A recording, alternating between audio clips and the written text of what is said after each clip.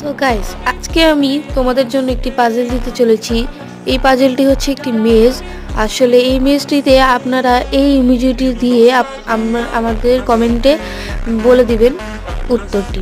So দেখতে পারেন ইমেজটি। আমি এখন যাচ্ছি, এটি কমেন্টে দিয়ে দিন।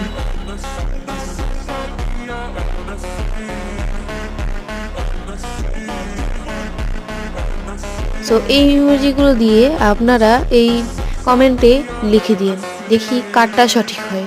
তারপরে পরের শর্টে আমি তার নাম বলবো। আপনাদের যদি কঠিন হয় তাহলে দেখেন, আমি উপর থেকে দেখিয়ে দিলাম।